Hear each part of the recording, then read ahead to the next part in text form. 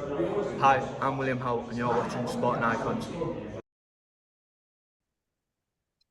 All right, Will, always good to see you. How's everything with you? I'm spot on, mate. Just finished camp, so basically in the wind down week now till Saturday. Just getting me fitness and that right and my body back to normal. Ready to fight for Saturday. How are you, bud? You alright? Yeah, I'm okay. Thank you very much. I was just thinking earlier on that like the first time I met you was in Middlesbrough in like a Glens gym, Yeah. and like you were sparring Stephen, and you had no real thoughts about turning pro at that time.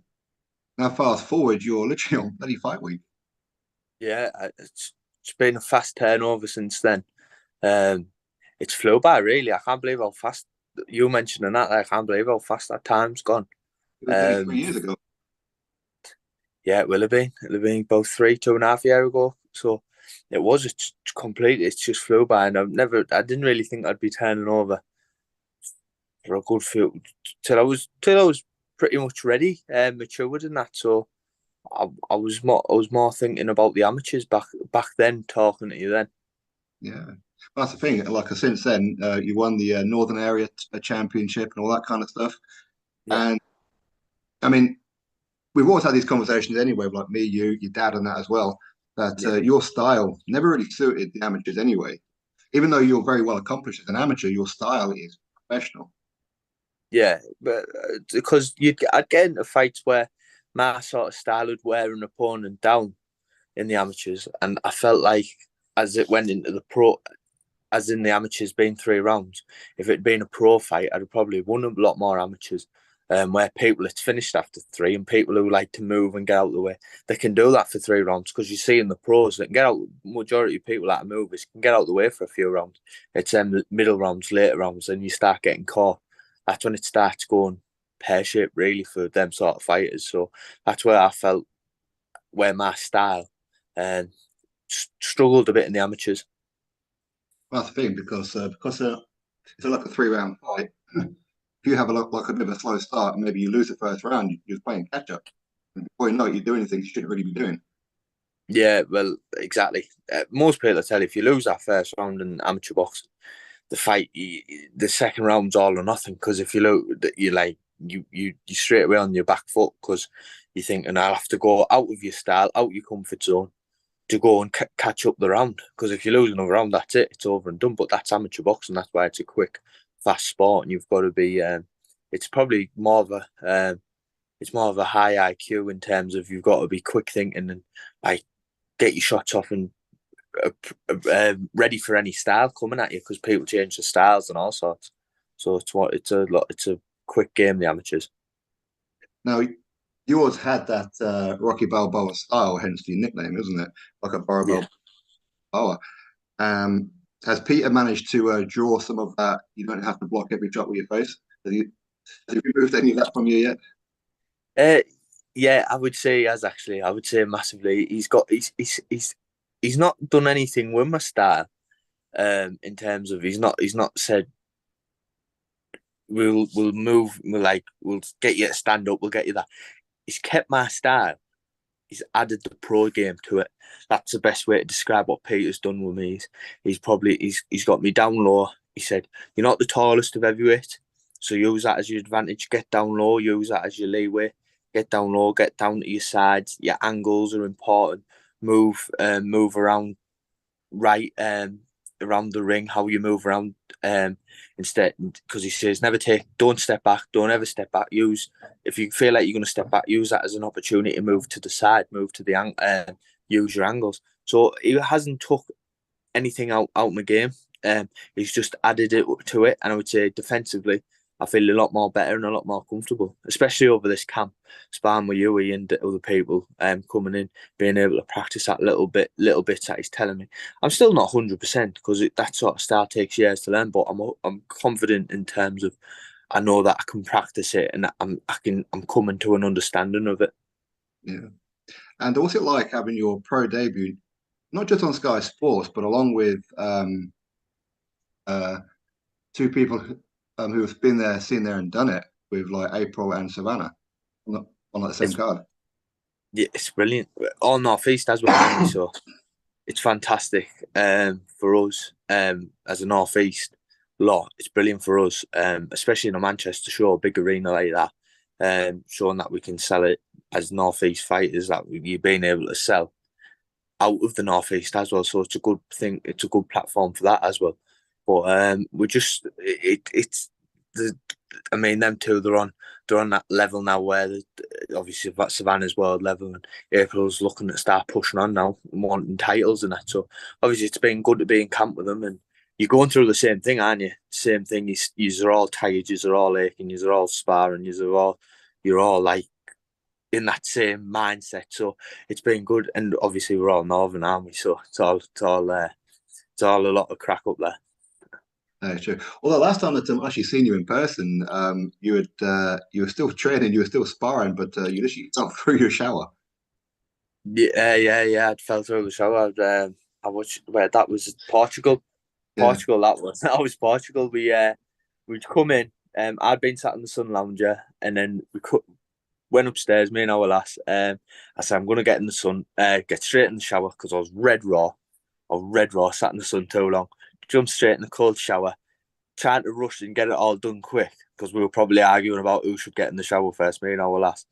I fell straight back onto the shower screen because there was no mat and sliced all my back open. All stitches, everything. I was in A&E for hours because I had to clean all the glass off, and then obviously because the cuts were so deep, they were trying to kick all that out, trying to clean all that out of me, and I was absolute, and I'm a nightmare with blood and all that. Anyway, little bits of pain and that, so it was no good that day. Yeah, but it shows how tough you are, though. The fact that you did that and then went straight in there and was sparring Stephen and who else was it? Was it Rob? Or somebody else? Stephen, and I think it was Mick Terrell. Mickey, yeah, it was Mickey, yeah. Yeah, Yeah. actually, that was your first spar, Mick, wasn't it? And the both of you just Yeah, went it was at each my other in first the spar. first round. Yeah, because actually I'd come back from France, and then I was meant to box in the Angel of the North or something like that, and then that there was no opponent, so I went straight from there. I said to my dad and my coach, I'm gonna have a bit of time off. I think I went away with the lads for a few days, and then I went away with the missus for about 10 days, and then Peter messaged him, I'm going to get back in camp for Huey for the Michael Hunter fight. Can you come down? So, and then I was pretty much back in camp with them straight away after all that. But it shows you've always got to be ready, because I come back and I thought I haven't sparred for about 4 weeks. But obviously I didn't want to go down there, top talent, straight away and be like, I hadn't sparred and getting it and getting punched and thinking, God, I'm slow and I'm out of pace. So as soon as I come back, probably about 2 stone heavier, straight into sparring, but that's the job, innit? That's the job. That is the job. Now you've been managed by Mick Hennessy. Of course, he's a legend. Yeah. When you look at some of the fighters that he found that nobody else was really looking at the time, like Tyson Fury, like Carl Froch and all those kind of ones. Is it like inspirational? Is it confident that you're with somebody like Mick Hennessy? It's a great platform. It's great management in it. Obviously, they've already got me this opportunity, and the best thing is with this is that they're very good with me in terms of already speaking to them and saying like, we'll do any shows, we'll do anything. If you can get me out, we can get me out, and if it works for Peter and everyone else, I'll fight. I'll be always taking over, and they're like, yeah, that's like, they're not just thinking, all right, we'll just get him on a Sky show every time. And that's not my mindset. I'm ready to fight. I want to be ready to fight all the time. So they've been good with me, and they've obviously given us this huge opportunity. So they've been, and like you said, they've brought how many people through. How many fighters have they got now that are doing really well under them, getting them fighting regularly, giving them opportunity. So it's just all positive from me. I mean, one thing that I like about you that I know if I mention names to you, you'd be like, yeah, I'll fight him. For example, like a Moses Atuma, you know him. And Yeah. you've already said, if he wants to fight, we'll fight. Yeah, you can't. I mean, listen, we've got to build records and everything up first. These are fights for the future, but the heavyweight scene's booming. So, and I'm not a person. I'll never be a heavyweight to dodge a fight, because I believe you have more credit in fighting than you do than dodging a fight. So you might as well fight every fight that you can get. If that's what people want to see, that's what people want to see, and that's the fight that I'll take. I'd never just go for the easier option. I always want to be in them fights. I always want to be in great fights, and that's how I want to be remembered as a great fighter. I'll always say that. I'll never say I would never want people to go, oh, he was all right, but he missed him and he missed this and he dodged that.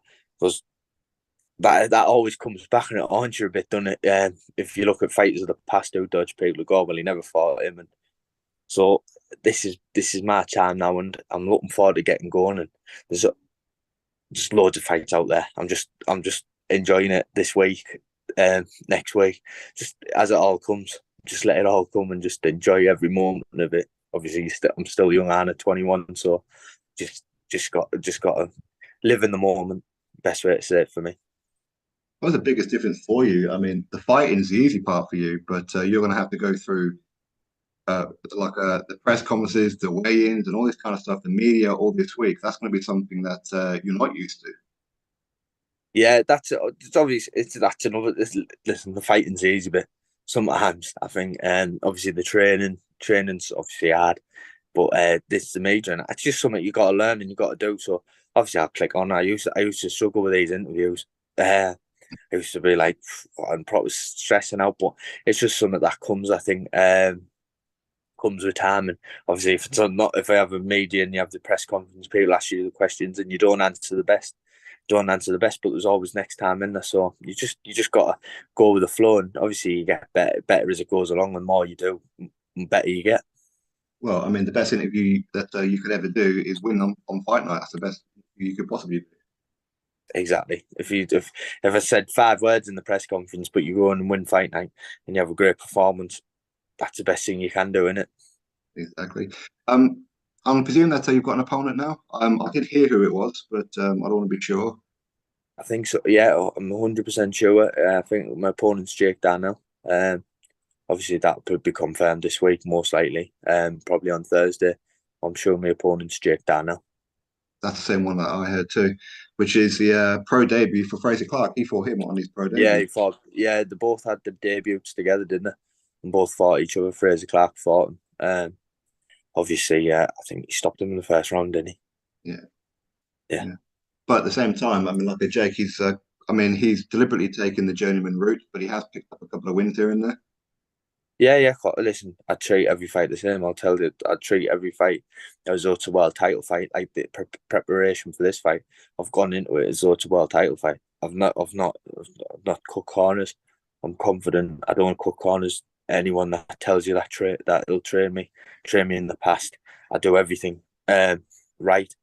I don't go and run. If you tell me to run 6 mile, I don't go and run 5.5, or I don't run 5.2, or run 6 mile.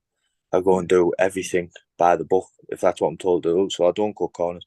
Good trainers. I've done the rounds, done the sparring, had good sparring. So I'm ready. I feel ready. I'm confident in my ability anyway.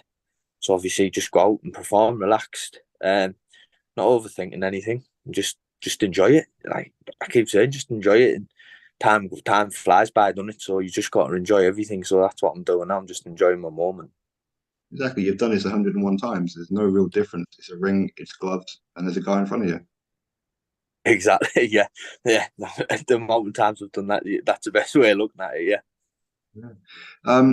Okay, so give us a predictions for your teammates. Savannah versus Crews, Franchon-Crews for the undisputed champion. Is Savannah going to bring those undisputed belts back to the Northeast? 100%. 100%. I mean, I definitely think she'll bring them back, and I wouldn't be surprised if it was a stoppage bringing them back. But I think I think Savannah's got too much under her sleeve for this lass. I still think she's got too much for Clarissa. I mean, Clarissa had the fight of her life, and I think Clarissa would have to put her heart and soul in that fight, and I think that's took a lot out of Clarissa. And I think I mean, I might be totally wrong, but I think she'd struggle to do it again. But obviously, she's got to get, she's got this other opponent who's I feel is going to try and do the same thing as Clarissa. Watching highlights of her and that, but I don't think Savannah will struggle with that. I think Savannah will outbox her and do the job. Really, that'd be my predictions on Savannah and the Crews fight. I agree with you. And April, she's been on about this rematch for the past 18 months now. I was there fight night 4 when she last fought Kirsty Babington, and things didn't go well. Of course, I know backstage things as to what contributed to her losing that fight. You'll probably know them too, but obviously that's for April to discuss. Will April get revenge? Yes, definitely. I mean, obviously, I think she's like, you know yourself. I think obviously the last time she was out, she wasn't 100%. But I feel this time she's fully focused, and I think she's levels above this lass anyway. April, I think she's a confident lass anyway, but I think she's be confident going into this. She's a good sparring. Been watching. Obviously, I watch a lot of Savannah and a lot of April sparring anyway, but she's been sparring well. She's been doing really well. In terms of the sparring partners coming in, dealing with them. Peter's listening to what Peter's saying, and that's what I feel like. April will do the job as well. I think she'll go in there. If she goes in there calm and relaxed, then she just goes in there to try and beat her in terms of outbox her. I think that'll be the best thing she can do, and I think that's where her confidence will come from, and she'll grow in as the rounds go on with April, as she listens and that. Now, I heard that Huey should be announcing his date soon. Yes, he was going to be on this card originally, wasn't he? Or there was talk. I think so. I think there was talk about him being on this card, but he'd be out soon, Huey. I could imagine. He's been training with us every day. He's been so. I mean, I could imagine him being. He looks huge now, though. By the way, he looks like he's really big. Yeah, he's really big. He is really big. I mean, he's not put. I mean, like weight on like that. He's put size on. If you get what muscle. I mean. Yeah, muscle. He's put the muscle on. Yeah, he is. He's really had filled out. I think he's a stone a bit heavier than me. I might be wrong. I'm not too sure, but I'm sure he's a good bit over me. Because got a photo the other day and he looks bigger than me. Do you know what I mean? So you can tell he's filled out from that time when me and Stephen went down sparring him. You can see the difference. Yeah, definitely.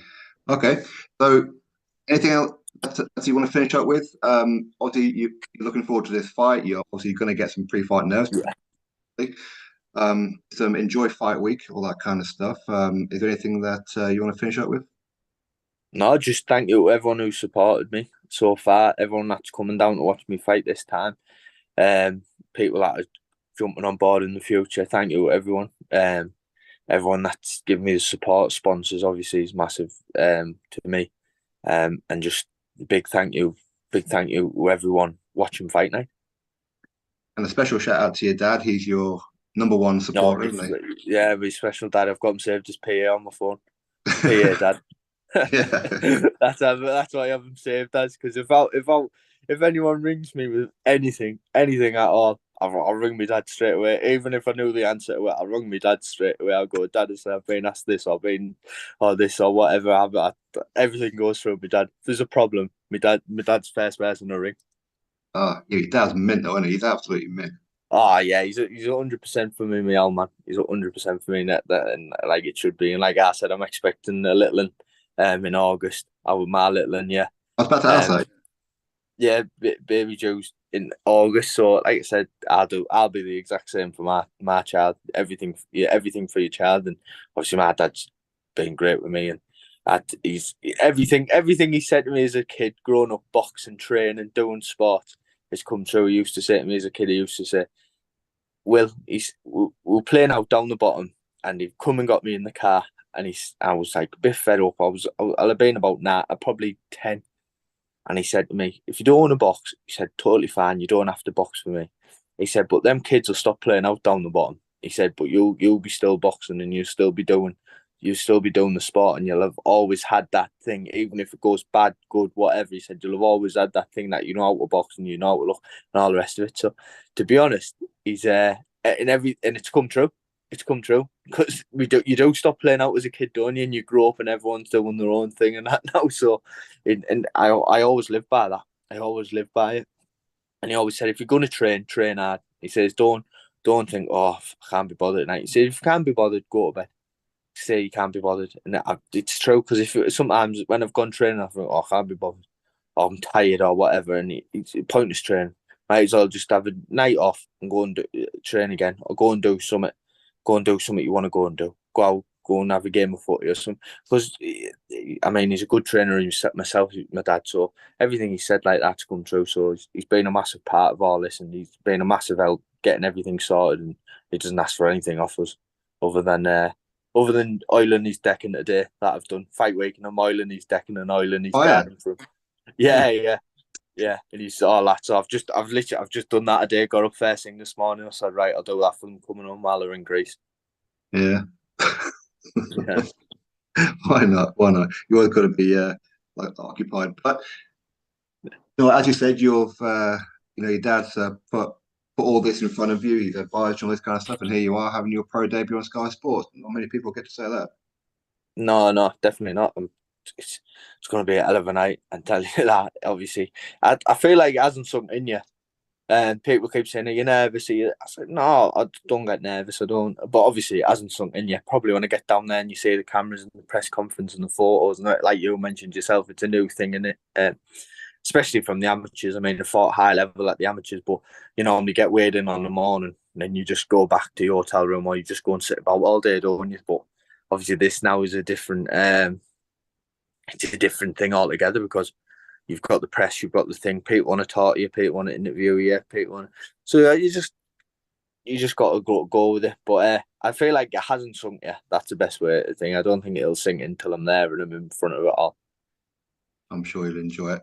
Well, long overdue. I'm looking forward to it. I'm excited for you, and obviously, best of luck for the rest of the day. Most importantly, just enjoy it.